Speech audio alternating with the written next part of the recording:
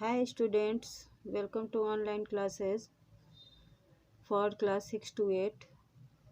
Start from conversation.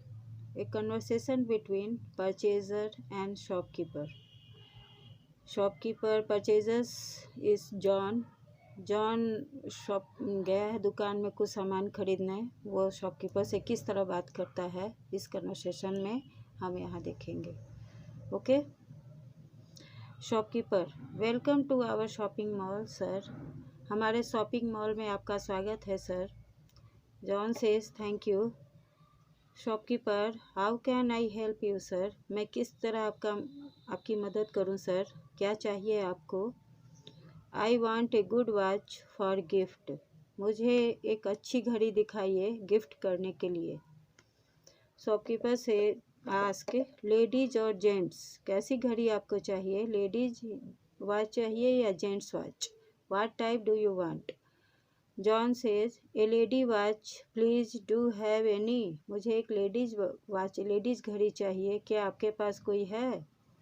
Shopkeeper says, of course here it is one of the best quality watches sir.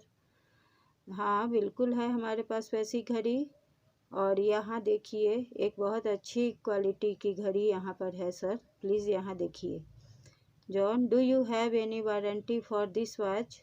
क्या इस घड़ी के लिए आपके पास कोई वारंटी है कोई। Shopkeeper says, yes sir, we provide 3 years warranty on this product. इस प्रोडक्ट पे हम 3 साल की वारंटी देते हैं। हम इस प्रोडक्ट पे हमारा यही वारंटी है। व्हाट्स द प्राइस, जॉन ने पूछा। Shopkeeper says, 880 rupees only. 880 रुपये केवल हैं इसका price. John says, that's too much, I want a cheaper one. ये तो बहुत ज़्यादा है, मुझे इससे थोड़ा कम रेंज की दिखाइए, थोड़ी सस्ती घड़ी दिखाइए। Shopkeeper, look at this side. All these watches in the row have the same price and it's 200 each. इस साइड देखिए सर, ये सारी घड़ियाँ जो इस रो में रखी हुई हैं इन सबों की एक ही कीमत है, और इनकी कीमत है 200 रुपये। हर एक घड़ी की कीमत है 200 रुपये। John, this blue one is perfect, kindly pack it. ये जो ब्लू वाली घड़ी है ये एकदम सही रहेगी, कृपया इसे पैक कर दीजिए। Shopkeeper, sure, but you have to pay to the counter. बिल्कुल, मैं इसे पैक कर दे रहा हूँ, लेकिन आप इसके पैसे काउंटर पे जमा करेंगे। John says, okay, thank you, धन्यवाद। शॉपकीपर, वेलकम अगेन सर, आपका फिर से स्वागत है sir. Okay. Now second conversation. Conversation between Raghu and his uncle at railway station. Railway station पे रघु और उसके अंकल की बातचीत। रघु ने अपने अंकल से कहा, uncle, you are going so early this time, we wish you would have stayed a little longer with us. Uncle, आप बहुत जल्दी जा रहे हैं इस बार। दिस टाइम, इस बार आप बहुत जल्दी जा रहे हैं। We wish you would have stayed a little longer with us. हम लोग ऐसा चाहते थे कि आप कुछ दिन और हमारे साथ रहते। Uncle, but I have some urgent work in office. Raghu, uncle ने कहा, लेकिन हमारे पास ऑफिस के कुछ ज़रूरी काम हैं रघु, इसलिए मुझे जाना पड़ रहा है। रघु ने फिर पूछा अंकल से, when will you come again. आप फिर कब आएंगे uncle. Uncle says, why don't you plan to visit Mumbai? We will have a good time together. तुम मुंबई आने का प्लान क्यों नहीं बना रहे हो। We will have, हम लोग एक साथ मिलकर अच्छे समय व्यतीत करेंगे। Raghu says, sure uncle, we will talk to dad about it. When is the train going to arrive at the station? निश्चित रूप से अंकल, हम इसके बारे में डैडी से हम लोग बात करेंगे। आपकी जाने वाली ट्रेन यहाँ कितने देर में पहुँचने वाली है। Uncle, may be with in half an hour. उम्मीद है, संभावना है आधे घंटे में वो हमारी ट्रेन आ जाएगी। रघु ने फिर पूछा, when will you reach your destination? Destination means लक्ष्य, जहाँ तक आपको जाना है। व्हेन विल यू रीच, आप वहाँ कब पहुँचेंगे, अपने जहाँ आपको उतरना है आप वहाँ कब पहुँचेंगे? Uncle says, tomorrow early morning, कल सुबह हम लोग वहाँ पहुँच जाएंगे। Raghu says, oh uncle, I completely forgot to pick the lunch mom packed for you. Oh uncle, मैं तो बिल्कुल ही भूल गया आपका लंच लाना। हमारी मम्मी ने उसे पैक करके रखा था आपके लिए। Uncle says, it's okay Raghu, ठीक है रघु, कोई बात नहीं। We get lunch in a train also, हम ट्रेन में भी लंच लेते हैं। I will take it from there, मैं वहीं से लंच ले लूँगा। आई एम सॉरी अंकल, मुझे इसके लिए बहुत खेद है अंकल। अंकल ने कहा, डोंट बी सॉरी, खेद की कोई बात नहीं। इट्स फाइन, ठीक, ये सब ठीक है। Now I got to go, अब मैं जाने वाला हूँ। माई ट्रेन हैज़ कम, मेरी ट्रेन आ चुकी है। Bye Raghu, take care and to think about coming to Mumbai, अपना ध्यान रखना और मुंबई आने के बारे में सोचना। रघु से, sure uncle, bye, see you soon, निश्चित रूप से अंकल, बाय, मैं बहुत जल्द ही आपसे मिलूँगा। Okay, bye uncle. Hello children, today in this video you will study the third tense, that is present perfect tense.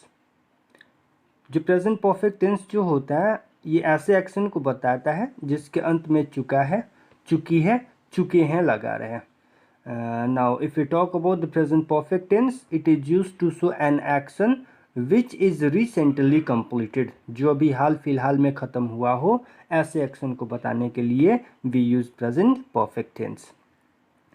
The structure for present perfect tense is subject plus has or have plus verb in the third form and then object. Has is used with singular subject, whereas have is used with plural subject. For example, मैंने अपना काम कर लिया. Here the subject is मैंने, I, which is considered as plural in tense. So I, that is why auxiliary verb is plural. I have completed, verb in the third form, and the object is my task. In the second example, वह भोजन पका चुकी है. वह is the subject, so that is why she, since she is singular subject, that is why has auxiliary verb is used. Cook, that is third form of cook is cooked, and the object is food. Now let's do the structure for negative tense. That means if the sentence is in negative mode, then how to change it. First you have to use the subject, then auxiliary verb has or have, then just after auxiliary verb you have to use the negative word, that is not, and the verb will be in the third form, verb third, then you have to use the object. Now let us do some examples. Rahul यहाँ नहीं पहुँचा है और राहुल यहाँ नहीं पहुँच चुका है. The subject is Rahul, Rahul. Subject is singular, that is why has singular auxiliary verb is used. Rahul has not. Verb is पहुँचना, that is arrive, arrived, arrived. Third form of verb is arrived. And here for यहाँ. उन लोगों ने मेरा पैसा वापस नहीं किया. The subject is उन लोगों ने, that is they is the subject. Have, that is auxiliary verb, and for negative we have used not, and the verb should be in third form, that is why returned, returned, and returned. Returned what? The object is my money. So now if the sentence is interrogative, that means अगर प्रश्न पूछने के लिए use किया जाता है, क्या का प्रयोग सेंटेंस के शुरुआत में कर दिया जाता है, then this type of sentence is known as interrogative sentence. If the sentence is interrogative, then what you have to do is to use the auxiliary verb before the subject. Subject से पहले आपको auxiliary verb का use कर देना है. Now you can see here, क्या वह एक नया कार खरीदा है. Here क्या has been used in the beginning of the sentence or before the sentence. क्या का प्रयोग sentence के शुरू में कर दिया गया for asking question. The subject is वह he, that is why has auxiliary verb singular is used. Has he bought a new car. क्या मोहन ने उन लोगों को पीटा है? Subject is Mohan, so that is why singular auxiliary verb has been used. Has Mohan beaten? Beaten is the third form of verb. Object is उन लोगों को, that is them. Now you can see here guys that if the sentence is both interrogative and in negative, then you have to use first the auxiliary verb, then you have to use the subject, and then you have to use not, and then you have to use the rest, that is verb in the third form and then object. Please do not forget to use question mark. अगर sentence interrogative हो तो question mark का use करना बिल्कुल आपको, you don't have to forget. Let us take some examples. क्या वे लोग एक कहानी नहीं लिखे हैं? और you in different way you can say क्या उन लोगों ने एक कहानी नहीं लिखा है, और क्या वे लोग एक कहानी नहीं लिख चुके हैं। सो let us do. First you have to use auxiliary verb according to the subject. So the subject is they लोग, that is plural, they, that is why auxiliary verb should be have, plural. Have they. For negative we have used not, and then we have to use the verb in the third form लिखना, that is write, wrote and written. What the object is, that is एक कहानी, that is a story. क्या वह तैयार नहीं हुआ है? Auxiliary verb according to subject, subject is वह which is singular, he, that is why auxiliary verb here used as has which is singular. Has he not got ready. Now we are moving to the last. If the sentence is WH, let me tell you what is WH word. That means if there is use of कब, क्या, कहाँ, कैसे, क्यों, like these words, then such sentences are known as WH sentence. They are often used in the middle of the sentence. इनका प्रयोग मुख्य रूप से जो कब, कहाँ, कैसे जो होता है ना चिल्ड्रन, ये सेंटेंस के बीच में प्रश्न पूछने के लिए किया जाता है। अगर सेंटेंस आपका WH हो, then you have to use first WH word, then you have to use the auxiliary verbs, then you have to use the subject, and then you have to use the verb in the third form, and then the object with question mark. Let us take examples as mentioned here. उन लोगों ने आपको क्यों बुलाया है? Here the WH word is क्यों, that is why. After WH word we have to use the auxiliary verb like have. Why have is used? Because the subject in this sentence is they, which is plural. So why have they, verb in the third form call, called and called. Who the object is, that is आपको, that is you. तुमने क्या खाया है? What WH word has been used here? Then auxiliary verb have, and then subject, that is you, and then we have to use the last what the verb is. Then here eaten is the third form of verb. So guys, this is the structure of present perfect tense. I hope you all must have learned it clearly. Hello children, in this video you will study a part of adjective that is known as comparison of adjective. इस chapter को degree भी कहा जाता है। Actually degree is the study of comparison.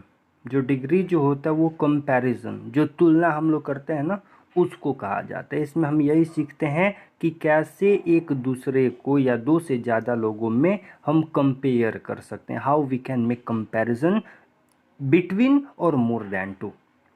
So let us see. If we talk about comparison of adjective, there are three categories. First is known as positive degree. So what is positive degree?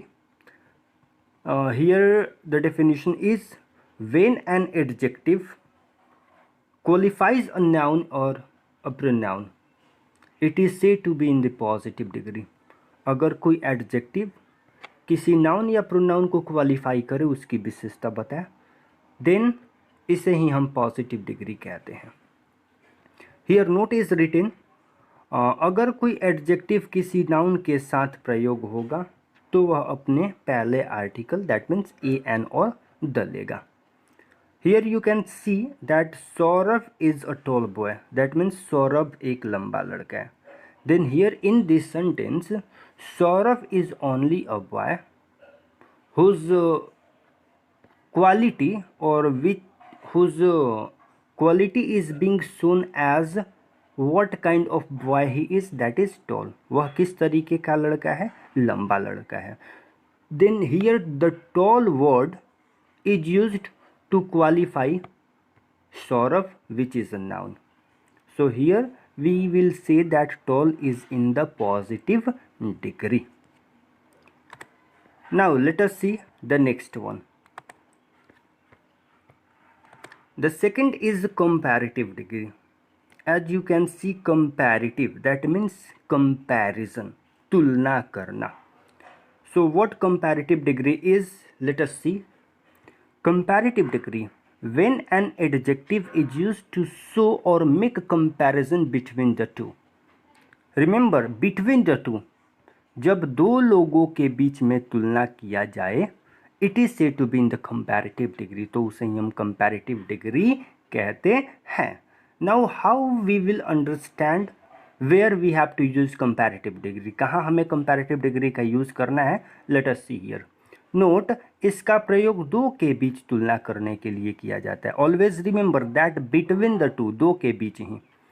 Note, adjective के साथ ER जोड़कर comparative degree बनाया जाता है। That means if any adjective is written, if we are adding ER it becomes comparative degree. For example, tall that is positive degree, taller that is comparative degree, long positive degree, longer that is comparative degree. Let us see the example as mentioned here. Saurabh Mohan से ज़्यादा लंबा है। That means there are two persons, one is Saurav, second is Sohan. There is a comparison and the comparison is on the ground of tall, लंबा। इन दोनों के बीच तुलना जो है वो किस बेसिस पे किया जा रहा है, तो उनके लंबे होने के विषय से किया जा रहा है। So here we are making comparison on the ground on the basis of lamba, that is tall. Saurav is taller than Sohan. So now here guys, taller is in the comparative mode, that is in the comparative degree, as you can see here. So now one thing you have to remember, that after comparative word we always use than, as it is used here. Saurav is taller than. Okay, so now the third part of degree is superlative degree. So what the superlative degree is? Superlative degree, the definition is as when an adjective is used to show someone or something is utmost, someone or something is utmost among more than two. जब दो से ज़्यादा में से किसी एक को, चाहे वो वस्तु हो चाहे वो व्यक्ति हो, तो उसे बताया जाए कि वो जो है वो सबसे ज़्यादा बड़ा है, दैट ही और she is the utmost, then that is called superlative degree. For example, note has been mentioned here, इसका प्रयोग दो से ज़्यादा में से एक को सबसे ऊपर बताने के लिए किया जाता है। That means one out of more than two is superior. Adjective के अंत में एडजेक्टिव के अंत में EST जोड़कर सुपरलेटिव डिग्री बनाया जाता है। That means if there is any adjective which is in the positive degree, if you have to make it into the superlative, then you have to use EST at the end of positive. For example, tall, tallest, tall is in the positive mode, tallest is in the superlative mode. Long, which is in the positive mode, longest, which is in the superlative mode. Now here the third note is as superlative degree के पहले the का प्रयोग किया जाता है. That means if there is use of any superlative degree then you must have to use the definite article before the superlative word. As you can see here, Saurabh अपने वर्ग का सबसे लंबा लड़का है. दैट मीन्स एक क्लास की बात करें तो एक क्लास में 2 से ज़्यादा बच्चे होते हैं सामान्य तौर पे. तो यहाँ पे 2 से ज़्यादा में से एक को बताया जा रहा है कि जो सौरभ जो है वो सबसे लंबा लड़का है. That means there is a comparison, यहाँ पे तुलना किया जा रहा है बाकी बच्चों से, तो सौरभ जो है वो सबसे लंबा लड़का है. So now here Saurav is the tallest boy of his class. Now here guys, tallest, here tall is positive degree and when it is est added, जब est को लगा दिया गया then it becomes superlative degree. And now as mentioned here we have to use article the. Before tallest we have used the, which is definite article. So now it is time to know how we can format different degrees. हम किस तरीके से degree को format कर सकते हैं, that means बना सकते हैं. How to formulate it. So let us see. Generally rule number 1, generally an adjective forms its comparative and superlative by adding er and est respectively. That means अगर कोई भी एडजेक्टिव दिया गया हो तो उसके सामान्य तौर पर er और est लगा करके हम उसका कंपैरेटिव और सुपरलेटिव डिग्री बनाते हैं. As you can see here, positive, comparative, superlative. Bright, when er added it becomes comparative. Superlative, est. Clever, cleverer, cleverest. Long, longer, longest. Slow, slower, slowest. Short, shorter and shortest. So if we talk about comparative degree, only er is added. In superlative degree, est has been added. So now let us move to the second rule. The second rule is, if the positive degree ends in e, अगर कोई भी positive degree का word जो है वो ई से ख़त्म हो, then we add only r and st to form comparative and superlative respectively. तो उसमें हम केवल r और st लगा करके कंपैरेटिव और सुपरलेटिव बनाते हैं. Because E has been used already, E का प्रयोग तो पहले से ही कर लिया गया. You can see here brave, E he is here. what to use for comparison, that is r. Here only st will be added. Similarly, fine, finer, finest. Large, larger and largest. Noble, nobler and noblest. Similarly, safe, safer, safest. Wise, wiser and wisest. So now rule number 3 for you all guys is, if the positive degree ends in y, अगर किसी भी positive degree का अंतिम अक्षर y हो and this y has a consonant before it, और इस y के पहले कोई कॉन्सोनेंट आए, then y is changed into i. तो y को क्या करते हैं हम i में बदल देते हैं and then er and est is added, और फिर i के बाद er और est लगा देते हैं. See here, busy, easy, happy, heavy and lazy. The last syllable is y and y, and before y is, which is consonant, s consonant, p which is consonant, b which is consonant, as z which is also consonant. Then what to do is, first we have to change y into y. y को पहले i में बदल दिया गया, here you can see, and then only er is to be added. Here in the superlative degree, I has been changed into e, y has been changed into I, and then est has been added. So busy, busier, busiest, easy, easier, easiest, happy, happier, happiest, heavy, heavier, heaviest, and lazy, lazier, and the laziest.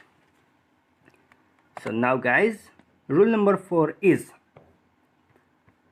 here you can see that if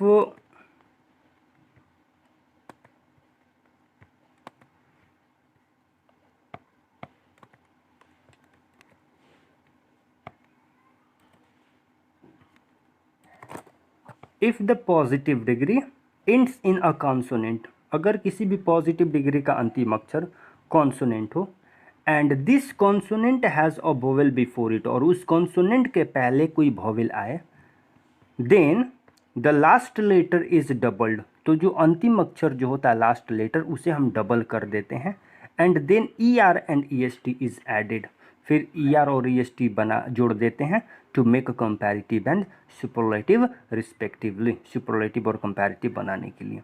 now here you have to see big, fat, hot, sad and thin. The last word is G, T, T, D and N, which all are a consonant, and before this consonant G के पहले जो है वो I आया है, which is vowel. T, A has been used before T, which is also a vowel. Here T, O has been used, which is also a vowel. Here before D, A has been used, which is vowel, and before N, I has been used, which is also a what? Vowel. So the last syllable has to be doubled. Big, bigger, fatter, hotter, sadder, thinner. देखिए यहाँ पे last letter को ना क्या किया जा रहा है, डबल कर दिया जा रहा है और बाद में ई आर जोड़ दिया जा रहा है. Similarly here biggest, fattest, hottest, saddest and thinnest. So the last letter has to be what? doubled, and then er and est has to be added to make comparative and superlative. Now guys, rule number 5 is comparative and superlative of double syllabled word are formed by putting more and most respectively. ऐसे word जो कि double syllable के होते हैं, double syllable that means the word which is made of two words, दो शब्दों से मिलकर बना हुआ होता है, तो उसका कंपैरेटिव बनाने के लिए हम मोर और मोस्ट लगा देते हैं. For here beautiful, beauty plus full, difficulty, delicious, faith plus full, faithful, hand plus some, handsome, im plus potent. So ऐसे वर्ड को बनाने के लिए ब्यूटीफुल के पहले we have to use more, beautiful, more beautiful, most beautiful, difficult, more difficult, most difficult, delicious, more delicious, most delicious, faithful, more faithful, and most faithful, handsome, more handsome, most handsome, and the last important, more important, and most important. Now we are moving to the last point, number 6. So guys, some adjectives form their comparative and superlative in different ways. Children, कुछ जो adjective जो होते हैं वो अपना comparative और superlative जो है वो किसी रूल से नहीं बनाते, इनका फॉर्मेशन ही अलग तरीके से होता है, इसे आप चाहे तो याद कर सकते हैं. Now here for example good which is in positive degree, comparative is better, superlative is best. Bad और इल, इल जो होता है वो ख़राब के लिए होता है, बीमार के लिए, तो बैड हो या इल हो दोनों का कंपैरेटिव जो है वो worse and superlative is worst. Little which is use to show quantity, मात्रा को बताने के लिए किया जाता है, लेस, लिस्ट. मच और मेनी अगर होगा तो इसका कंपैरेटिव जो है वो होता है more and most. Now children here old and old, it has been use twice, दो बार इसका यूज़ किया गया और दोनों बार इसका जो कंपैरेटिव और सुपरलेटिव जो वो थोड़ा सा डिफरेंट है. Older, oldest, Elder, eldest. थोड़ा सा आपको समझना होगा कि what is the difference between older and Elder. Older जो होता है वो ऐसे व्यक्ति के लिए हम करते हैं जो हमसे उम्र में बड़ा है और जो हमारा ब्लड रिलेटेड ना हो. अगर कोई दूसरा व्यक्ति हमसे बड़ा हो, जो हमारे घर का परिवार का सदस्य ना हो, तो उसको हम ओल्डर बोलते हैं। लेकिन अगर वो परिवार का सदस्य हो और वो हमसे बड़ा हो तो फिर उसके लिए हम एल्डर का प्रयोग करते हैं। So this is the video of comparison of adjective, that is degree. Hope it would be beneficial for you all. Good morning children and welcome to online classes. Today we will study about atmosphere and its usefulness. The envelope of air that surrounds the earth is known as atmosphere. What is atmosphere? It is envelope of air that surrounds the earth. And what is air? Air is a mixture of many gases like nitrogen, oxygen, argon, carbon dioxide, etc. तो क्या है वायुमंडल? हवा का आवरण है जो कि पृथ्वी को चारों ओर से घेरे हुए है। और हवा क्या है? वो गैसेस का मिक्सचर है जिसमें नाइट्रोजन, ऑक्सीजन, आर्गन और कार्बन डाइऑक्साइड ये प्रमुख रूप से पाई जाती हैं। इसके अलावा जो है इसमें बहुत सी अन्य गैसेस भी पाई जाती हैं। It also contains water vapour, dust and smoke particles. इसके अलावा क्या पाया जाता है इसमें? जलवाष्प, डस्ट और स्मोक पार्टिकल्स भी जो है एटमॉस्फेयर में पाए जाते हैं। Now the usefulness of atmosphere. The atmosphere is very useful to man in the following ways. Number 1, it is essential for both plants and animal life because it contains life supporting gases such as oxygen, nitrogen and carbon dioxide. As you know, we can't live without oxygen because we breathe it. Similarly, the plants need carbon dioxide and nitrogen to prepare their food. So it is very essential for humans being. Without the atmosphere, the life will not be possible on earth. Second, it protects us from the harmful ultraviolet rays of the sun. Means it also protects us from harmful ultraviolet rays of the sun, which has a bad effect on our body. क्या करती है हवा? ये हमें जो है सूर्य की जो ये पराबैंगनी किरणें हैं, अल्ट्रावायलेट रेज हैं, इससे भी बचाती हैं। Third, the weather phenomenon occur on the earth due to the presence of dust particles and water vapor in the atmosphere. Means atmosphere makes weather phenomenon possible on the earth due to the presence of dust particles and water vapor through the process of water cycle. It acts as a blanket by trapping the solar radiation and keeping the earth warm. And the last one is, it keeps the earth warm by trapping the solar radiation. Means जो sun rays हमारे पास आती हैं, the sun rays that receives the earth, it does not hit the atmosphere. How is atmosphere heated? The atmosphere is heated by the terrestrial radiation. Means कि जो सूर्य का प्रकाश आता है ऊपर से, आकाश से, सबसे पहले जो है वो हमारी पृथ्वी को गर्म करता है। पृथ्वी गर्म होने के बाद अपने ऊपर की लेयर्स को गर्म करती हैं। वो हवा की लेयर जो है उससे ऊपर की लेयर्स को गर्म करता है और इस तरह से जो है एटमॉस्फेयर गर्म होता है। तो इस तरह से जो है ये अर्थ को वार्म करती है और साथ ही साथ जो है ब्लैंकेट की तरह एक्ट करती है। अगर एटमॉस्फेयर नहीं होता तो क्या होता? द लाइफ जो है यहाँ पर पॉसिबल नहीं होती, क्योंकि या तो बहुत गर्मी होती, दिन के समय बहुत गर्मी और रात के समय बहुत ठंडी पड़ती। Now we will study about its composition. Means इसकी संरचना कैसी है। The atmosphere consists of various gases and is held in its place by the gravitational pull of the earth. Means atmosphere consists of various gases. atmosphere किससे बना हुआ है? Different gases से बना हुआ है और पृथ्वी के चारों ओर क्यों ये पाया जाता है? Due to the gravitational pull of the earth. The density of the atmosphere is maximum near the earth's surface and decreases rapidly with height.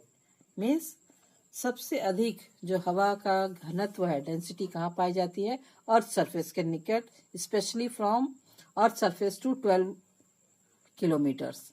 After that it becomes rare and rare as with increasing height.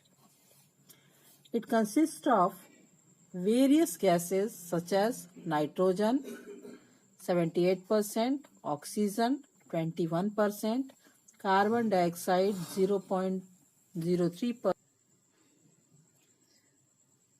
carbon dioxide 0.03% and other gases. Means जो gases इसमें पाई जाती हैं उसमें सबसे अधिक nitrogen पाया जाता है. कितना? 78%, ऑक्सीजन 21%, कार्बन डाइऑक्साइड और अन्य गैसेस को मिलाकर जो है 1%. Besides these gases, it also contains water vapor and dust particles, smoke and pollen grains found in the lower layers of the atmosphere. इसके अलावा जो है क्या पाया जाता है इन गैसेस के अलावा? इस एटमॉस्फेयर में dust particles, smoke, pollen grains और ये सब कहाँ पाया जाता है? लोअर लेयर में एटमॉस्फेयर के. Now the layers of the atmosphere. The atmosphere is divided into 5 layers based on its composition, properties and temperature. कितने लेयर्स में बांटा जाता है एटमॉस्फेयर को? 5 लेयर्स में. किस आधार पर? उसकी कॉम्पोजिशन, प्रॉपर्टीज और temperature. Now they are as follows. These layers are following. Number 1, troposphere. It is the lowermost layer of the atmosphere and extends from the earth's surface to an average height of 12 kilometer. जो atmosphere की सबसे lowest निचली परत है उसको हम क्या कहते हैं? ट्रोपोस्फियर कहते हैं और ये अर्थ सरफेस से लेकर 12 किलोमीटर की हाइट तक पाई जाती है. It contains air, clouds, water vapour and dust particles. So all the weather activities like rainfall, fog, hail, storm occur in this layer only. Means कि क्योंकि इसमें एयर, हवा, बादल, वाटर वेपर, डस्ट पार्टिकल्स ये सब जो है केवल इसी लेयर में पाई जाती है, तो वेदर फिनोमिनन जो है जो हर पल हम देखते हैं, कभी रेनफॉल होता है, कभी कहीं स्नोफॉल होता है, हेल है, स्टॉर्म है, ये सब जितनी एक्टिविटीज हैं वो केवल ट्रोपोस्फियर में ही पाई जाती हैं. The temperature decreases in this layer with increase in height. Means और साथ ही साथ विशेषता क्या है इसकी कि जैसे जैसे हम ऊंचाई की ओर जाते हैं तापमान जो है इसमें घटते जाता है. 165 मीटर की ऊंचाई पर 1 डिग्री तापमान जो है घटता है. कितना? 165 मीटर की ऊंचाई पर 1 डिग्री तापमान. Means 1 degree of temperature decreases at a height of 165 meters. The second layer is stratosphere. It lies above the troposphere and extends up to a height of 50 kilometers. Means troposphere के ऊपर जो sphere है उसको हम क्या कहते हैं? Stratosphere कहते हैं और ये जो है 50 किलोमीटर्स की हाइट तक पाया जाता है. The temperature increases in this layer with increase in height. इसकी विशेषता क्या है कि इस लेयर में जो है टेम्परेचर ऊंचाई बढ़ने के साथ साथ बढ़ते जाता है और इसी लेयर में जो है ओजोन लेयर पाई जाती है जो हमको सन के हार्मफुल अल्ट्रावायलेट रेज से प्रोटेक्ट करती है। This layer is free from clouds and weather conditions, so it is the most ideal for flying jet planes. Mostly जो है जेट प्लेन्स वो किस स्फीयर में फ्लाई करते हैं? स्ट्रेटोस्फीयर में, क्योंकि यहाँ पर कोई भी वेदर फिनोमिनन नहीं होता है और इसलिए जो है इस स्फीयर को जेट प्लेन्स के लिए सबसे आइडियल माना जाता है जहां ये फ्लाई कर सकती हैं। The third sphere is mesosphere which extends between 50 kilometre to 80 kilometre. Means third layer है और ये 50 से 80 किलोमीटर जो है अर्थ सरफेस के पाई जाती है। It is the coldest layer in the atmosphere. ये सबसे जो है ठंडा स्फीयर है। Meteorites entering from space burn in this layer. Meteorites means उल्कापिंड जो ऊपर से आती हैं वो इसी लेयर में आकर जो है बर्न हो जाती हैं और पृथ्वी पर गिरने से वो पृथ्वी पर किसी प्रकार नहीं गिरती हैं और हानि नहीं पहुंचाती हैं। The fourth layer is thermosphere. This layer lies above the mesosphere and extends up to a height of 450 kilometers. Above the mesosphere, the layer that lies is thermosphere and it is found up to a height of 450 kilometers. This layer contains electrically charged particles called ions which reflect radio waves back to the Earth's surface and enable us to have wireless communication. अब thermosphere में ही जो है ions पाए जाते हैं, electrically charge ions, जो कि wireless communication को जो है इस अर्थ सरफेस पे पॉसिबल बनाते हैं, इसलिए इसको आयनोस्फीयर के नाम से भी जाना जाता है। The temperature rises rapidly in this layer with increase in height. एक बार फिर इस स्फीयर में क्या होता है, जैसे जैसे जो है हम हाइट पर जाते हैं टेम्परेचर जो है इंक्रीज होने लगता है। And the upper most layer is known as exosphere that extends to a height of about 1600 kilometre and gradually merges with the interplanetary space. ऐसा साइंटिस्ट अनुमान लगाते हैं कि 1600 किलोमीटर की ऊंचाई तक जो है एक्सोस्फीयर पाया जाता है और उसके बाद जो है ये इंटरप्लैनेटरी जो है स्पेस में मिल जाता है और इस स्फीयर के बारे में जो है बहुत अधिक जानकारी हमारे पास नहीं है। The density of the air is very low and the temperature is very high in this layer. Means जो हवा का घनत्व है वो बहुत कम है और टेम्परेचर जो है काफी अधिक पाया जाता है दिस लेयर में। This layer has very thin air and gases like helium and hydrogen that floats into the space from air. बहुत ही जो है थिन गैसेस और एयर पाई जाती हैं जिसमें कि हीलियम और हाइड्रोजन है, जो कि इस स्फीयर से जो है फ्लोट करते हुए that is floats from the into the space from air, जो कि यहाँ से फ्लोट करते हुए जो है ऊपर की ओर स्पेस में चली जाती हैं। Thanks. Good morning children and welcome to online classes. Today we will study about the Vijayanagara kingdom and its administration. The Vijayanagara kingdom was based in the Deccan plateau region in South India.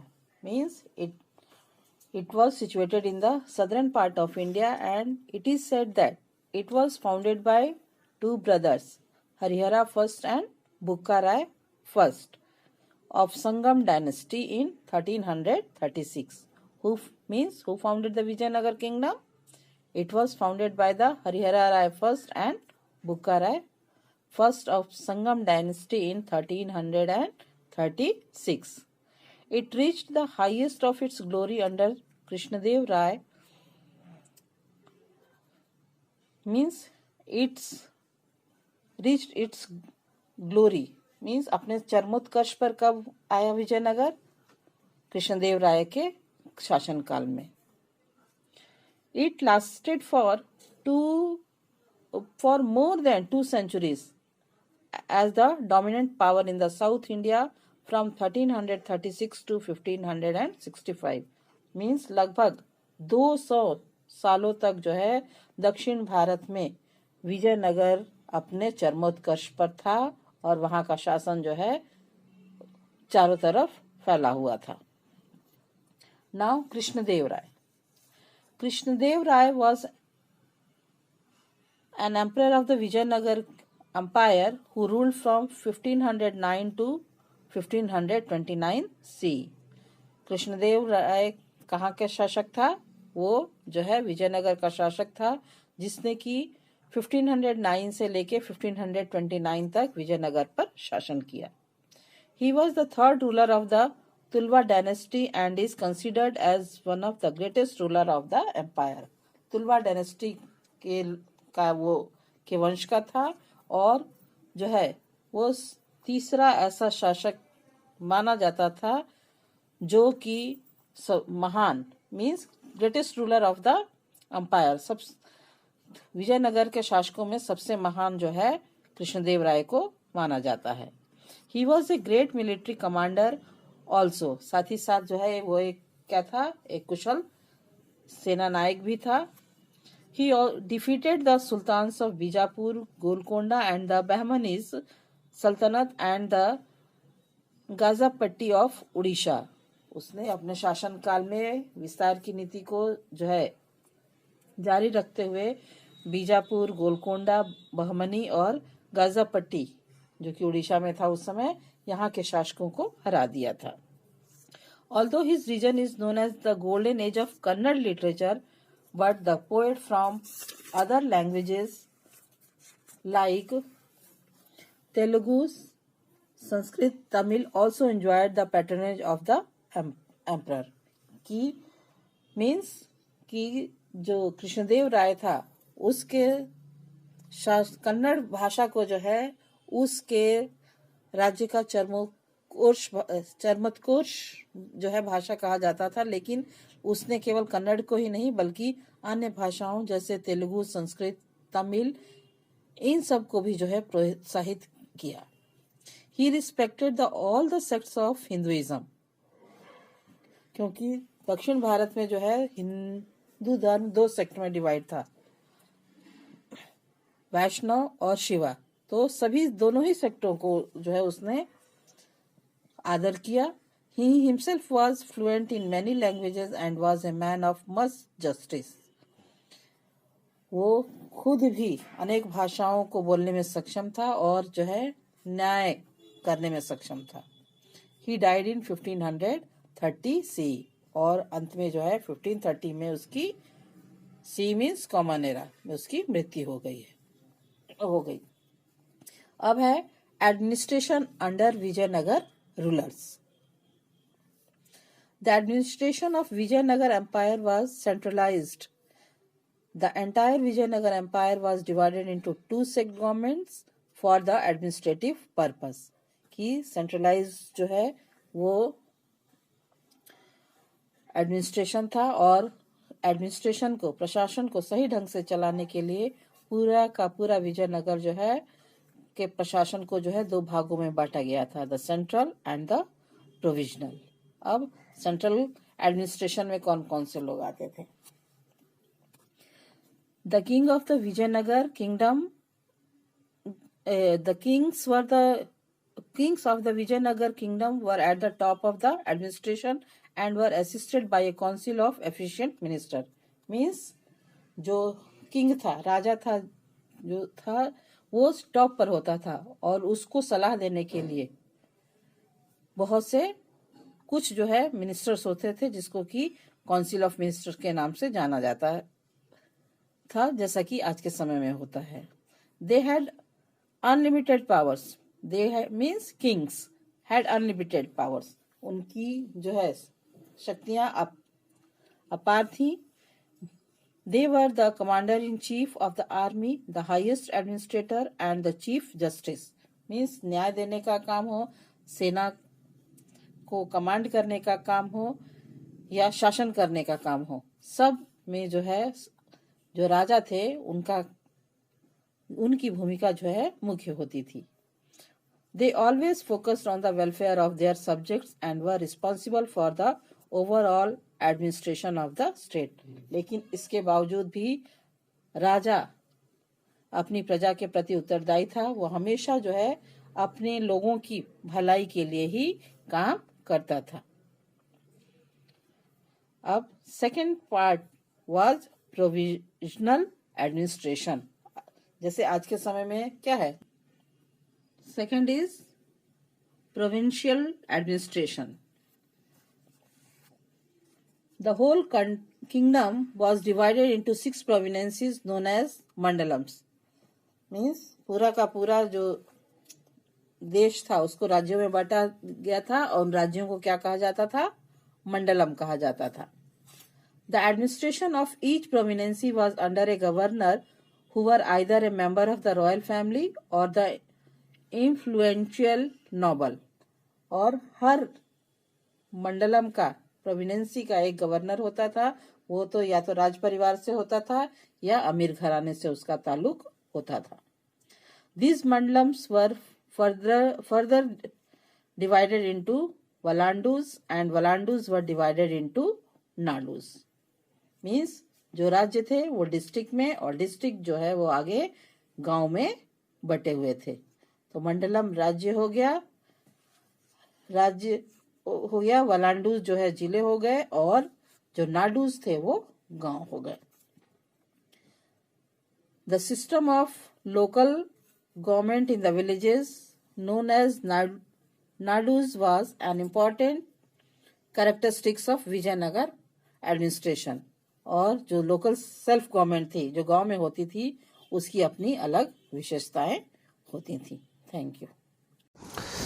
Hello class 7, this is the part 3 of your mathematics class. In this video we discuss about the division of decimal. Division of decimal यानी कि अब decimal में आपको divide कैसे करने हैं। जैसे आप लोगों को मल्टीप्लाई, ऐड, सब्ट्रैक्ट तो बता दिया गया, अब डेसिमल में डिवाइड देखते हैं। तो इसका पहला रूल होता है on dividing decimal by 10 the decimal point is shifted to the left by 1 plus. यानी कि अगर किसी भी नंबर को 10 से डिवाइड करते हैं तो ये पॉइंट जो है ना लेफ्ट साइड की ओर चला जाएगा। यानी एक पॉइंट जितना जीरो होगा 10 से डिवाइड करेंगे तो 1 पॉइंट वो इधर चला जाएगा लेफ्ट साइड की ओर। जैसे हम लोग मल्टीप्लाई में करते थे वो राइट साइड की ओर आता था, बट डिवाइड में करेंगे तो लेफ्ट साइड की ओर जाएगा। जैसे 10 से यहाँ पे भी डिवाइड किए तो देखिए क्या है, ये 1 साइड जो होगा 1 लेफ्ट साइड की ओर भागेगा। जैसे अब 100 से मल्टीप्लाई करना तो याद रखिए, देखिए यहाँ पे 2 जीरोज हैं, ये 2.2 पोजीशन जंप करेगा। यानी कि यहाँ से ये उठकर सीधे यहाँ पे चला आएगा। तो देखिए 2364 2.364। चलिए देखिए यहाँ पे भी दे रहा, देखिए 1000 से हमने डिवाइड किया 3 1 2 3, यानी ये उठकर सीधे यहाँ पे। समझ में आ रहा है? यानी कि किसी भी नंबर्स को अगर 10,000 100 से जितना तो 1000 ये जो चलता रहता है ना प्रोसेस टेंस वाले, तो उसमें हमको क्या करना होता है कि पॉइंट को लेफ्ट साइड की ओर प्लेस करना होता है। जैसे 10 से हम अगर डिवाइड करेंगे तो लेफ्ट में 1 प्लस की ओर जाएगा, 100 से करेंगे तो 2 प्लस की ओर जाएगा, 1000 से करेंगे तो 3 प्लस की ओर जाएगा। इसी तरह आप कंटिन्यू समझ सकते हैं कि अगर 10,000 से करेंगे तो 4 प्लस की ओर चला जाएगा। ठीक ना? चलिए आगे देखते हैं। अब देखते हैं कि होल नंबर्स को कैसे किया जाता है। होल नंबर्स को करना होगा तो जैसे हम लोग नॉर्मल जो डिवाइड करते हैं, जैसे 12 से 39.168 को 39.168 को हमको क्या करना है, डिवाइड करना है। तो ये 3 टाइम्स जाएगा 36 जाएगा ना, 12 3 जा 36 होता है, तो ये चला गया। 9 में से 6 जो होगा 33 और ऊपर से 1 जो आया 1 है। अब याद रखिएगा ये जो डेसिमल है ना, जिस पोजीशन पे आएगा उसी पोजीशन पे यहाँ पे क्वेश्चन के अंदर आपको डालना है। यानी याद रखिएगा यहाँ नहीं यहाँ पे उसको डालना है। ठीक ना? यहाँ नहीं यहाँ। तो 31 फिर जैसे हम लोग नॉर्मल डिवाइड करते हैं डिवाइड करेंगे। जैसे एक बार चलिए हम ये देखते हैं, 11 से 0.3322 को डिवाइड करेंगे तो 0 तो जाने वाला है नहीं, तो 0 को 0 हम लोग रखेंगे। 0 के बाद हमारा पॉइंट आया, पॉइंट को पॉइंट डाल देंगे। 11 से 33 3 टाइम्स जाएगा तो 33 यानी कट गया।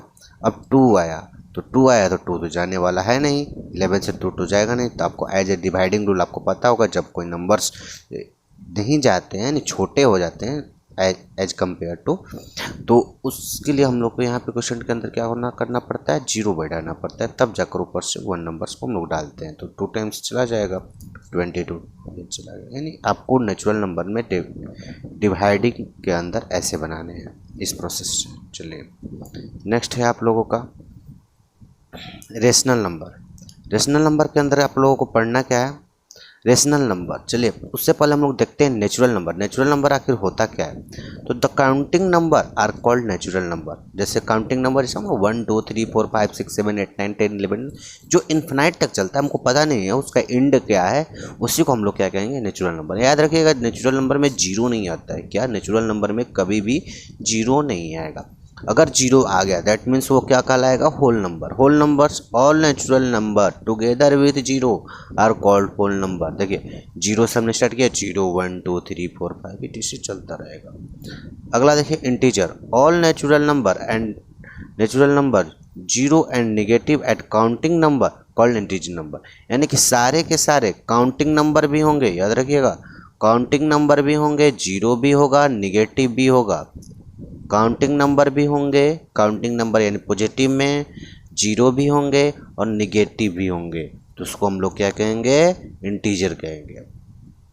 चलिए अगला देखते हैं natural number, rational number. Rational number में क्या होता है, the number is in the form of p by q where p and q are integer and q is not equal to 0 is called rational number. इसका मतलब, कहने का मतलब है कि कोई भी नंबर p बाई q के फॉर्म में होना चाहिए, p बाई q के फॉर्म में होना चाहिए। दैट मीन्स 3/4 5/7 90/30 -5/2 4/-2 ये सब के सब क्या होंगे, रेशनल। देखिए p बाई क्यू, और देखिए तो q मतलब जो न्यूमिनेटर जो आ रहा है, सॉरी डिनोमिनेटर जो है वह 0 के इक्वल नहीं होना चाहिए। यानी कि अगर आप 3/0 लिखते हैं तो ये कभी भी रेशनल नंबर नहीं हो सकता है। समझ में आया, आपको नीचे 0 नहीं होना चाहिए, ऊपर 0 होता है तो चल हो सकता है और रेशनल नंबर होगा, लेकिन नीचे अगर डिनोमिनेटर में अगर आपका 0 आता है तो दैट मीन्स वो रेशनल नंबर नहीं होगा।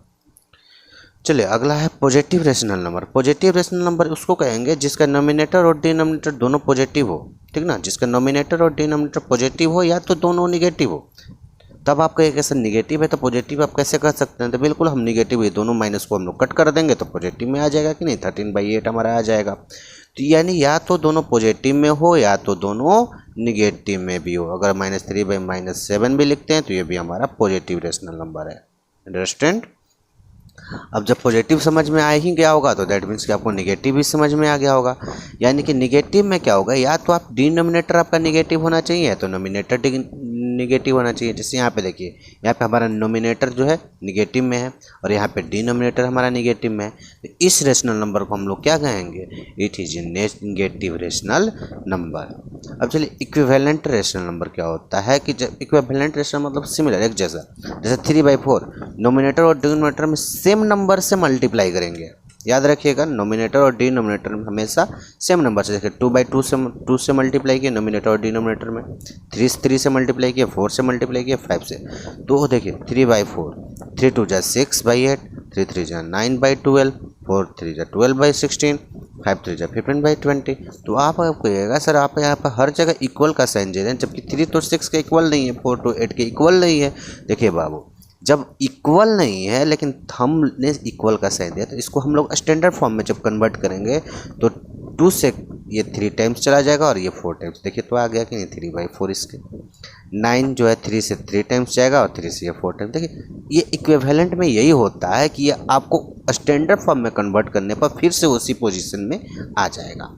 दैट मीन्स ये क्या हो गया, इक्विवेलेंट हो गया। जैसे यहाँ पे देखिए 5/-7 है, तो मैंने 2 से किया, 3 से किया, 4 से किया, तो क्या मिला 5/-7 10/-10 15/21, 20/20। तो इससे ये क्या हमको है, इस सब के सब एक दूसरे के इक्विवेलेंट है। अब आप ये नहीं कर सकते कि सर 5/-7 जो है बड़ा है या छोटा है, अदर है एज कंपेयर टू 10/-14। नहीं, बिल्कुल दोनों इक्वल है, ठीक ना। चलिए अगला देखते हैं। स्टैंडर्ड फॉर्म में क्या होता है? स्टैंडर्ड फॉर्म तभी देखिए, स्टैंडर्ड फॉर्म में होता क्या है कि जैसे उसको सिंपलेस्ट फॉर्म में कन्वर्ट कर दीजिए, ठीक। तो 21/35 इसमें आपको कोई ना कोई कॉमन होगा, तो अगर कॉमन होगा तो उस कॉमन को बाहर निकाल दीजिए। जैसे 21/35 दोनों के अंदर 7 कॉमन है, तो 7 से हमने डिवाइड कर दिया, 3/5 आया। 32/40 था, इसमें 8 कॉमन था, तो हमने 8 को कॉमन किया, -4/5 आया।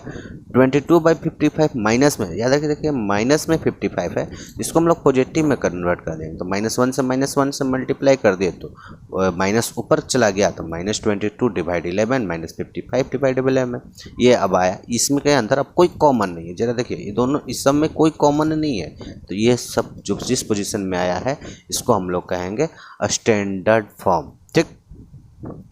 चलिए कुछ प्रॉपर्टी है देख लेते हैं, important properties of rational number. If p/q is a rational number and m is a non zero integer, then p/q equal to p multiply m and q multiply m। जैसे इसका करने का मतलब कि एग्जांपल में देखिए 3/4 एक रेशनल नंबर है। अब कोई हमने m ले लिया कोई भी, जैसे एज कम्पेयर मान लीजिए कि 2 हमने m नंबर ले लिया, तो 2 से क्या करेंगे, नॉमिनेटर में भी मल्टीप्लाई करेंगे, डिनोमिनेटर में, तो 6/8 हो जाएगा। यानी कि ये किसके फॉर्म में है, p multiply m q multiply m में आ गया। अब बोल क्या रहा है कि if p/q is a rational number and m is A common divisor of p and q। अगर मान लीजिए कि कोई भी नंबर है, जैसे मान लीजिए कि 4/8 है, अभी दोनों के अंदर क्या कॉमन है, तो डेफिनेटली अब 4 दोनों के अंदर 4 कॉमन है, तो 4 से हम लोग का क्या हो जाएगा, डिवाइड हो जाएगा, यहाँ पे 8 होगा, तो 4 से 4 को डिवाइड करेंगे 1 और ये 2, यानी ये हमारा। चलिए थैंक्स, आगे मिलते हैं। Hello students, good morning. चलिए हम ई कॉमर्स के बारे में जानेंगे। E-commerce is a popular term for electronic commerce और even internet commerce. This name is self explanatory. It is the meeting of buyers and sellers on the internet. This involves the transaction of goods and services, the transfer of funds, and the exchange of data. E commerce electronic commerce या internet commerce के लिए एक लोकप्रिय शब्द है। नाम आत्मविख्यात्मक है। यह इंटरनेट पर खरीदारों और विक्रेताओं के बैठक है। इसमें सामान और सेवाओं के लेन देन, धन हस्तांतरण और डेटा का आदान प्रदान शामिल है। Advantage of e-commerce. E-commerce के लाभ। First, e commerce provides the seller with a global research. They remove the barrier of place. Now sellers and buyers can meet in the virtual world without the hindrance of location. E commerce विक्रेताओं को एक वैश्विक पहुंच प्रदान करता है। वे स्थान के अवरोध को दूर करते हैं। अब विक्रेता और खरीदार स्थान की बाधा के बिना आभासी दुनिया में मिल सकते हैं। Electronic commerce will substantially lower the transaction cost. It eliminates many fixed costs of maintaining bricks and mortar shops. This allows the companies to enjoy a much higher margin of profit. Electronic commerce लेन देन की लागत को काफ़ी कम कर देगा। यह ईंट और मोटरों की दुकान को बनाए रखने की कई निश्चित लागतों को समाप्त करता है। इसमें कंपनियों को लाभ के अधिक मार्जिन का आनंद लेने की अनुमति मिलती है। Number third, it provides quick delivery of goods with very little effort on part of the customer. Customer complaints are also addressed quickly. It also saves time, energy, and effort for both the customer and the company. यह ग्राहक की ओर से बहुत कम प्रयास के साथ माल की त्वरित डिलीवरी प्रदान करता है। ग्राहकों की शिकायतों को भी जल्दी से दूर किया जाता है। यह उपभोक्ताओं और कंपनी दोनों के लिए समय, ऊर्जा और प्रयास भी बचाता है।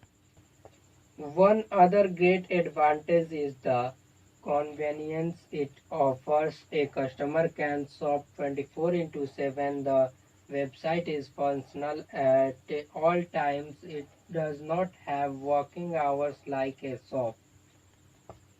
एक अन्य महान लाभ यह सुविधा प्रदान करता है। एक ग्राहक 24/7 की दुकान कर सकता है। वेबसाइट हर समय कार्यात्मक है। इससे दुकान की तरह काम नहीं करना पड़ता है। Electronic commerce also allow the customer and the business to be in touch directly without any intermediaries. This allows for quick communication and transactions. It also gives a very valuable personal touch. Electronic commerce भी ग्राहकों और व्यवसाय के सीधे संपर्क में होने की अनुमति भी देता है, बिना किसी मध्यस्थता के। यह त्वरित संचार और लेनदेन के लिए अनुमति देता है। यह एक मूल्यवान व्यक्तिगत स्पर्श भी देता है। Disadvantages of e-commerce. E-commerce की हानियाँ। Number first, this start-up cost of the e-commerce portal are very high. The setup of the hardware and the software, the training cost of employees, the constant maintenance and upkeep are all quite expensive. E commerce portal की setup लागत बहुत अधिक है। Hardware और software का setup, कर्मचारियों की प्रशिक्षण लागत, निरंतर रखरखाव काफी महंगा है। Although it may seem like a sure thing, the e-commerce industry has a high risk of failure. Many companies riding the .com wave of the 2000s have failed miserably. The high risk of failure remains even today.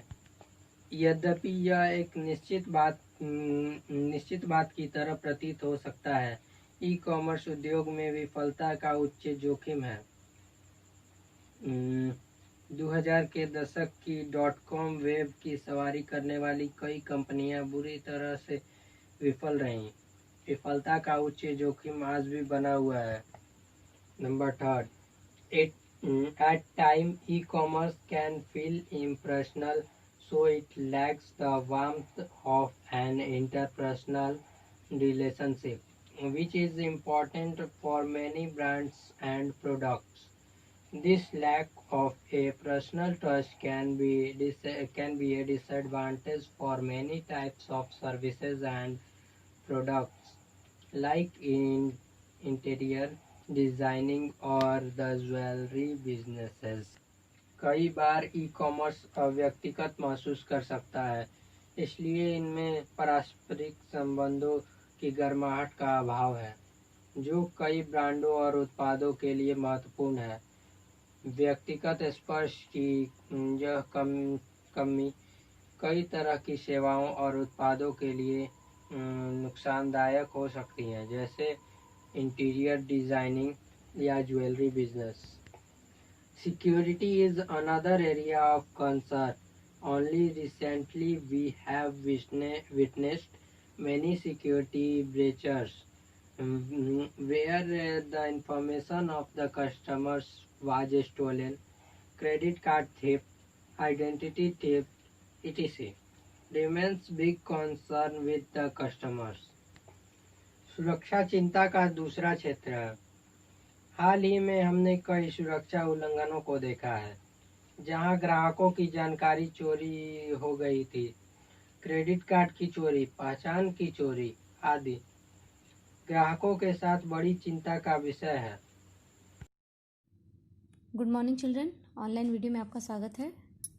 इस video में हम शब्द रूप के विषय पर चर्चा करेंगे। शब्द रूप अगर कहा जाए तो संज्ञा सर्वनाम को ही हम जब कारक के साथ रूप में चलाते हैं तो उन्हीं को हम शब्द रूप कहते हैं। तो चलिए देखते हैं शब्द रूप में क्या है। पहला है आपका अजंत पुल्लिंग शब्द रूप। अब अजंत क्या है? अजंत देखिए, अजंत अगर हम शब्द रूप की बात करें तो वे सभी शब्द रूप जो जिसका अंत अ से होता हो, जैसे राम इसका अंत अ से हुआ, बालक इसका अंत अ से हुआ, तो ये सभी अजंत में आ जाएंगे। तो इसी प्रकार आपका जितना भी मात्रा लग के होगा उनका एक होगा, जैसे अजंत है, इकारांत है, उकारांत है, इस तरह से आपका सभी शब्द रूप मात्राओं के हिसाब से चलते हैं। तो पहले देख लेते हैं क्या है राम का। विभक्ति एक वचन, द्विवचन, बहुवचन। प्रथमा विभक्ति रामा, रामौ, रामा। प्रथमा पता ही है, राम ने, राम, दो राम ने, फिर या बहुत सारे राम। फिर द्वितीय व्यक्ति को रामम, रामौ, रामा, राम को, दो राम को, बहुवचन में बहुत से राम को। तृतीया राम के द्वारा, रामेण, रामाभ्याम, रामई। चौथा राम के लिए, रामाय, रामाभ्याम, रामेभ्य। पंचमी राम से अलग होने के अर्थ में, रामात, रामाभ्याम, रामेभ्य। षष्ठी रामस्य, रामयो, रामाणाम। राम को का के की, रामयो, दो बहुवचन। सप्तमी रामे, रामयो, रामेशु। आधार यानी कि पर, में, रामयो, दो राम, रामेशु बहुवचन में राम। फिर संबोधन हे राम, हे रामो, हे रामा। जहाँ पर भाववाचक आपको भाव दर्शाना होगा वहाँ पर हम संबोधन का प्रयोग करेंगे।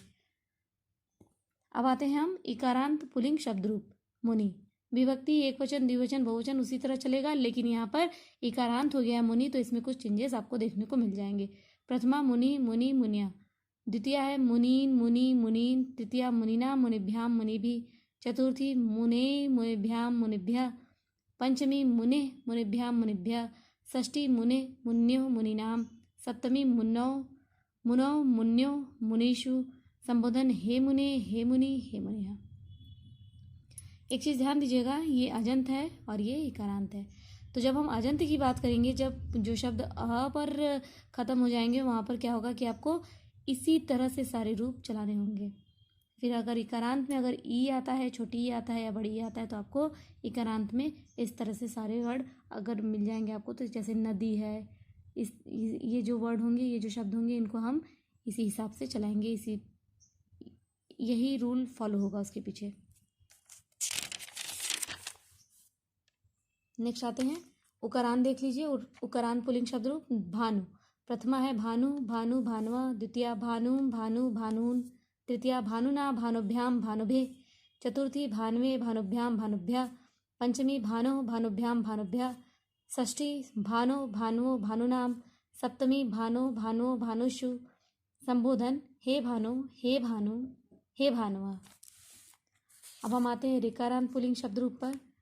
दात्री री है यहाँ पर, लेकिन जब इसको हम बोलेंगे तो यहाँ पर थोड़ा सा यहाँ पर इसको आपको डिफरेंस देखने को मिल जाएगा। विभक्ति एक वचन, द्विवचन, बहुवचन। प्रथमा दाता, दातारौ, दातारः। द्वितीया दातारम, दातारौ, दात्रीन्। तृतीया दात्रा, दातृभ्याम, दातृभिः। चतुर्थी दात्रे, दातृभ्याम, दातृभ्यः। पंचमी दातु, दातृभ्याम, दातृभ्यः। षष्ठी दातु, दात्रो, दातृणाम। सप्तमी दातारी, दात्रो, दातृषु। संबोधन हे दाता, हे दातारौ, हे दाता। ये सभी शब्द रूप हैं, इनको बहुत ध्यान से याद करना होता है, इनको बहुत ध्यान से समझना होता है, और कहाँ किस षष्ठी विभक्ति में या सप्तमी विभक्ति में क्या लगना होता है, इसको बहुत ध्यान से पढ़ना होता है, जिससे गलती ना हो। इनके गलत होने की वजह से आपका सारा वाक्य गलत हो जाता है। ओके, आज की वीडियो में इतना ही। मिलते हैं नेक्स्ट वीडियो में नेक्स्ट टॉपिक के साथ। Okay, take care, bye bye. सुप्रभात प्यारे बच्चों, ऑनलाइन वीडियो में आपका स्वागत है। आज की इस वीडियो में आपको कुछ गृहकार्य दिए गए हैं, उसके विषय पर आपको इस पर चर्चा है। देख लीजिए आपका क्या गृहकार्य है, उसी के आधार पर आप अपने गृहकार्य को अपने नोटबुक में कर लीजिएगा। राम, मुनि, भानु तथा दात्री शब्द रूप के आधार पर बालक, पति, विधु तथा धात्री शब्द रूपों का धात्री शब्द रूपों को लिखें तथा याद करें। पिछली वीडियो में आपको राम, मुनि, भानु तथा धात्री शब्द रूप के वीडियो मिले होंगे। आप उसी के बेस पर बालक, पति, विधु तथा धात्री शब्द रूपों को लिखेंगे और याद करेंगे। यही आपका गृहकार्य है। आज की वीडियो में इतना ही। मिलते हैं नेक्स्ट वीडियो में नेक्स्ट टॉपिक के साथ। Bye bye, take care. सुप्रभात प्यारे बच्चों, ऑनलाइन वीडियो में आपका स्वागत है। आज के इस वीडियो में आपको जो गृहकार्य दिया गया है उसके विषय पर चर्चा है। आप अपना गृहकार्य देख लीजिए क्या है। राम शब्द रूप के आधार पर बालक अथवा अश्व शब्द का रूप लिखें तथा याद करें। मुनि शब्द रूप के आधार पर पति अथवा कवि शब्द का रूप लिखें तथा याद करें। हाँ, पिछली वीडियो में जो आपको हमने मुनि शब्द के और राम शब्द के रूप के बारे में बताया था, उसी के आधार पर ये आपके शब्द रूप बनेंगे। तो आपको अगर इनको शब्द रूप को बनाना होगा तो आपको पिछला वीडियो देखकर आप आसानी से ये काम कर सकते हैं। भानु शब्द रूप के आधार पर शिशु अथवा विधु शब्द का रूप लिखें तथा याद करें। सेम वही चीज़ है। आप अपना वीडियो पिछला उठाइएगा, उसको देखिएगा और अपना भानु शब्द रूप के आधार पर शिशु अथवा विधु शब्द का रूप लिख लीजिएगा। धात्री शब्द रूप के आधार पर धात्री अथवा पितृ शब्द रूपों को लिखें तथा याद करें। Same thing. समस्त शब्द रूपों को सभी विभक्ति वचनों में लिखें। समस्त शब्द रूपों को सभी विभक्ति वचनों में लिखें, मतलब कहने का ये कि जितने भी आपको ये शब्द रूप दिए गए हैं उनका सभी विभक्ति वचनों में लिखें, सप्तमी संबोधन तक। ओके, आज की वीडियो में इतना ही। मिलते हैं नेक्स्ट वीडियो में नेक्स्ट टॉपिक के साथ। Okay, take care, bye bye. Hello students, welcome to our online class. Today we are going to study about milk teeth, permanent teeth and nutrition in grass eating animal. Now, milk teeth and permanent teeth. As human, we have two sets of teeth that erupt during our lifetime. Students, हमारे life time में two sets of teeth आते हैं। The first set is called as milk teeth, primary teeth और baby teeth. Students, first set of teeth जो है इसे milk teeth, primary teeth और baby teeth कहते हैं। And they start erupting when we are 6 months old. Students, milk teeth जब हम 6 month के हो जाते हैं तब ये निकलना प्रारंभ होते हैं। And the next set of teeth called permanent teeth. Students, जो नेक्स्ट सेट ऑफ टीथ हैं वो परमानेंट टीथ कहलाते हैं। Weighing erupting as we turn 6 years old, ये 6 साल पर आना शुरू होता है। Next topic, nutritions in grass eating animal. Students, grass eating animals like the cow, deer, ox, buffalo and sheep swallow the food without chewing. Students, grass eating animal अपने भोजन को विदाउट चीविंग स्टमक में निगल जाते हैं। After feeding they bring the food from the stomach back into the mouth and chew it. After feeding, खाने के बाद, they bring the food from the stomach back into the mouth. Student, भोजन को stomach से वापस mouth में लाते हैं and chew it. This process is called rumination, और इस प्रोसेस को रूमिनेशन कहते हैं। And such animals are called ruminants, और इस प्रकार के एनिमल्स को रूमिनेट्स कहते हैं। Animal nutrition focus on the dietary needs of animal. Students, animals nutrition उसके डाइटरी नीड्स पर फोकस करता है, primarily those in agriculture and food production. सबसे पहला उनका nutritions agriculture and food productions पर फोकस करता है, बट आल्सो इन जू, aquarium and wild life management. Students, और जहाँ पर वे रहते हैं उनका मैनेजमेंट पर भी फोकस करता है। Students, there are 7 major classes of nutritions. 7 प्रकार के मेजर क्लासेस होते हैं। Carbohydrates, fats, fibres, minerals, proteins, vitamins and water. Students, thank you, that's over।